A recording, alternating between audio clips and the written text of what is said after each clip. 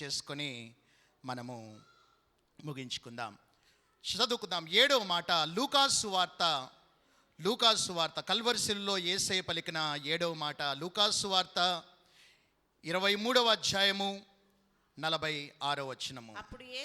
అప్పుడు యేసు గొప్ప శబ్దముతో కేక వేసి, తండ్రి, నీ చేతికి నా ఆత్మను అప్పగించుకొనుచున్నాను.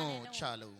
ఇక్కడ ఆఖరి మాట, తండ్రి, నీ చేతికి నా ఆత్మను అప్పగించుకొనుచున్నా అని చెప్పినట్లుగా మనం చూస్తున్నాం. ఇక్కడ యేసు ప్రభువు వారు మరణానికి ముందు నెరవేర్చినటువంటి మరి ప్రతి ఒక్క విషయాలన్నీ కూడా నెరవేర్చి, ఇంకా చివరిగా ఆయన భూమి మీద శరీరధారిగా నెరవేర్చవలసినటువంటి చివరి ప్రవచనము నెరవేర్చడానికి ఈ మాట పలికారన్నమాట.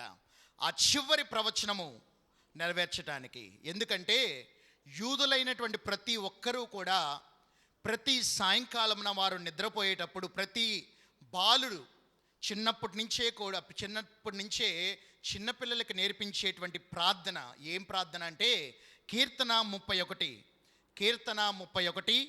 5వ వచనం చదవండి. 5వ వచనము, నా ఆత్మను నీ చేతికి అప్పగించుకొనుచున్నాను. ఇది ప్రతి యూదా బాలుడు చిన్నప్పటి నుంచే నేర్పించేటువంటి ప్రార్థన అన్నమాట. ఇక్కడ యేసు ప్రభువారు కూడా ఇక్కడ యేసు సమాప్తము ముగించిన తర్వాత గొప్ప సంతృప్తితో కూడినటువంటి మాట.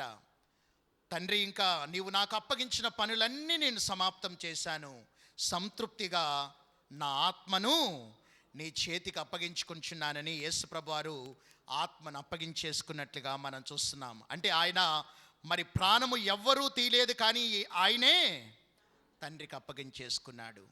వాస్తవంగా వీరి ప్రాణాలు, పక్కన ఉన్నారుగా దొంగలు, వారి ప్రాణాలు తీశారు. అంటే ఆ యొక్క మోకాళ్ళు విరగ్గొట్టి వారి ప్రాణాలు తీశారు. ఆ వాక్యాలు మీరు చూసుకోవచ్చు. కానీ యేసు ప్రభువారు ప్రాణం ఎవరు తీయలా. ఆయన మనం చూసినట్లయితే ఆయనని చంపాలని అంటే ఆ యేసు ప్రభువారిని మోకాలు ఎరగొట్టకుండా బల్లెముతో అంటే మరి పొడిచి నిర్ధారించుకున్నట్టు సందర్భం మనం చూస్తాం. అంటే ఒక్క ఎముక కూడా ఇరగబడకూడదు. కాబట్టి ఆయన మనం చూసినట్లయితే ఆయన ప్రాణాన్ని ఎవరూ తీయలేదు, కానీ ఆయనే అప్పగించుకున్నట్లుగా మనం చూస్తున్నాం. చదవండి యోహాను సువార్త 10వ అధ్యాయం 18వ వచనం చదవండి. యోహాను సువార్త 10వ అధ్యాయం 18వ వచనము. యోహాను 10:18, నేను దాన్ని మరలా తీసుకున్నట్లు నా ప్రాణము నా అంతట నేనే పెట్టుచున్నాను. చాలు. ఇక్కడ మనం దాన్ని మరలా తీసుకుంటానికి యేసు ప్రభువారు ప్రాణము పెట్టుచున్నాను అనే మాట ఆయన పెట్టాడు. ఆయన ప్రాణము పెట్టినట్లుగా మనం చూస్తున్నాం. ఎందుకంటే ఆయన ఇష్టపూర్వకంగా ఎవరు ఆయన ప్రాణాన్ని తీసుకోలా, సర్వ మానవాళిని రక్షించటానికి తన ప్రాణాన్ని పెట్టుకున్నాడు.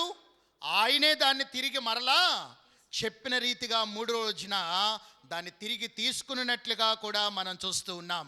కాబట్టి ఈ రోజున ప్రియ దేవుని సంగమా, మనమందరము కూడా చనిపోయే ముందు ఈ భూమి మీద మనము శరీరముతో ఉన్నప్పుడు మనము చేయాల్సిన ఒక ప్రాముఖ్యమైన పని ఏంటంటే, మనం బ్రతికి ఉండగానే మన ఆత్మను ఎవరికి అప్పగించుకోవాలి చెప్పాలి. ఇంకా రక్షణ పొందిన వారు చెప్పాలి.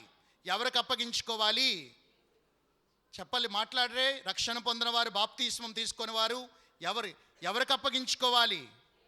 దేవునికి అప్పగించుకోవాలి. అప్పగించుకుంటానికి సిద్ధంగా ఉన్నారా? అప్పగించుకోకపోతే మీ ఆత్మలు నిత్య నరకంలోనికి వెళ్తారు అని ఖచ్చితంగా దేవుని వాక్యం చెప్తుంది. కాబట్టి మనం చూసే మన దేహము ఏమైపోతుంది? మన్నైనది ఎక్కడ కలిసిపోతుంది? మన్నైనది వెనుకటి వలనే మరలా భూమికి చేరును, ఆత్మను దాన్ని దయచేసిన దేవుని యొద్దకు మరలా చేరిపోతుంది. ప్రసంగి 12:7లో ఈ మాట చూస్తాం. ఆత్మ దేవుని దగ్గరికి చేరాలంటే ఏం చేయాలి? భూమి మీద ఉన్నప్పుడు, భూమి మీద నీకు ఇంకా నూకలు ఉన్నప్పుడే, భూమి మీద నీ యొక్క జీవితంలో ఇంకా ప్రాణం ఉన్నప్పుడే ఏం చేయాలి? యేసు ప్రభువుని నిజరక్షకుడుగా స్వీకరించాలి. ఆయన నీ కోసం బలియాగమయ్యాడని గుర్తెరిగి ఆయన మాత్రమే పాపాలు క్షమించగలడని గుర్తెరిగి నీ స్థానాన్ని ఆయన తీసుకున్నాడని క్షమించమని వేడి పాపాలు ఒప్పుకుంటే ఆయన ఏం చేస్తాడు?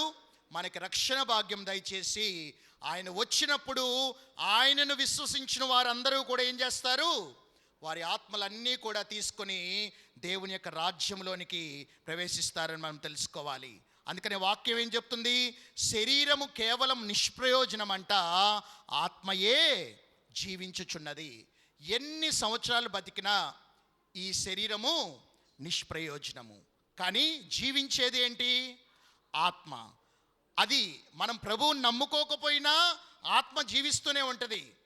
అందుకనే దాన్ని ఏమంటారు? మండుచున్న అగ్నిగుండములో పురుగు ఆవదు, అగ్ని ఆరదు, పురుగు చావదు. అగ్నిగుండంలో కూడా సజీవులుగానే ఉంటారు, కానీ అక్కడ సంతోషము ఆత్మలకి, ఇక్కడ ఆత్మలకి ప్రభువుని విశ్వసించినందుకు, ప్రభువుకి ఆత్మను అప్పగించుకున్నందుకు ఇక్కడ నరక యాతన పడతారని మనం తెలుసుకోవాలి. ఈ రోజున ప్రియ దేవుని సంగమా, మనం ఏం చేయాలి? బ్రతికుండగానే పౌలు భక్తుడు చెప్తాడు కదా, సజీవ యాగములుగా మీ శరీరములను ఆయనకి సమర్పించుకొనుడి. ఈ రోజున మన శరీరమును దేవుని కోసం పరిశుద్ధముగా కాపాడుకోలేనప్పుడు ఎంత మాత్రము మన ఆత్మను దేవునికి అప్పగించుకోలేము. మరలా చెప్తున్నాను, శరీరమును దేవుని కోసం పరిశుద్ధముగా కాపాడుకోలేనప్పుడు ఎంత మాత్రం మన ఆత్మను దేవునికి అప్పగించుకోలేము. ఈ రోజున ప్రియ దేవుని సంగమా, ఒక సేవకునిగా, మీ ఆత్మలను కాయిచున్న ఒక కాపరిగా నా వాంఛ ఏంటంటే, ఈ 39 రోజులు, రేపు 40 రోజు, మరి ఈ 40 రోజులుగా కూడా మీకోసము కడుపులు మార్చుకొని కన్నీరు కారుస్తూ ఎందుకు ఇంత యాతన పడాల్సి వస్తుందంటే, మీరు ఎవ్వరూ కూడా మీ ఆత్మలు నరకంలోనికి వెళ్ళకూడదని ఆ ప్రభువులాగానే ఒక కాపరిగా నేను కూడా భావిస్తూ ఉన్నాను. ఈ రోజున మరలా ఈరోజు కూడా నా ప్రార్థన అదే, మీ అందరూ కూడా యేసు ప్రభువారు తండ్రి యొక్క ఆత్మను చేర్చుకున్నారు, ఆయన సంతోషంతో ఆయన స్వీకరించారు. అదేవిధంగా మనము కూడా మన ఆత్మలను దేవుని దగ్గరికి చేరాలి అంటే బ్రతికుండగానే మనం ఏం చేయాలి? దేవునికి మన యొక్క ఆత్మలను అప్పగించుకోవాలి. మనం అది బ్రతికుండగానే చేయాలి. చనిపోయిన తర్వాత ప్రభువా, అక్కడ మనం చూసినట్లయితే లాజరు, అదేవిధంగా ధనవంతుడు కథలో మనం చూస్తే యజమాను అక్కడ ఆ పరిస్థితి యాతన పడుతున్నాడు. అక్కడ మనం చూసినట్లయితే ఆ లాజరు మాత్రము చాలా సంతోషంగా అబ్రహాము రొమ్మున సంతోషంగా ఉన్నాడు. మరలా వచ్చి తన యొక్క ఆత్మను కాపాడుకోలేకపోతున్నాడు కాబట్టి వేడుకున్నాడు, కనీసము నీ దూతను పంపించి, ఆ లాజరన్న పంపించి, నా సహోదరులైన ఈ కటికమైన నరకంలోనికి రాకుండా, అక్కడ ఆ యొక్క అగాధంలోకి రాకుండా వారికి సువార్త ప్రకటించమని చెప్తున్నట్లుగా మనం చూస్తున్నాం. అనుభూతిలో నుంచి ధనవంతుడు చెప్తున్నాడు. ఈ రోజున ప్రియ దేవుని సంగమా, మన జీవితాల్లో కూడా అనుభూతిలో నుంచి చెప్పేటువంటి మాటలు చాలా ప్రభావితంగా ఉంటాయి. అదేవిధంగా మరి మన జీవితాలు కూడా మన ఆత్మలను యేసుకు మనం అప్పగించుకునేటువంటి వారంగా ఉండాలి. ఇది యేసు ప్రభువారు పలికినటువంటి 7వ మాట, తండ్రి నీ చేతికి నా ఆత్మను అప్పగించుకునిచున్నానని చెప్పి ఆయన తన ప్రాణాన్ని విడిచినట్లుగా మనం చూస్తూ ఉన్నాం. ఒకసారి ఈ యొక్క పాట పాడు. తండ్రి నీ చేతికి నా ఆత్మను అప్పగించుకున్నాను,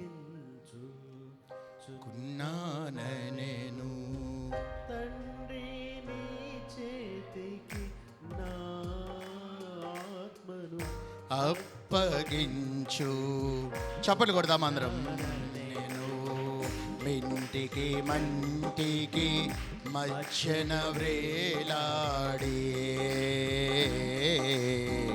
మింటికి మంటికి మధ్యన వేలాడి, సుపలికెను 7 మాటలు, యేసు పలికెను 7 మాటలు, జగతికంతకు జీవపు మాటలు, జగతికంతకు జీవపు మాటలు. హల్లెలూయా.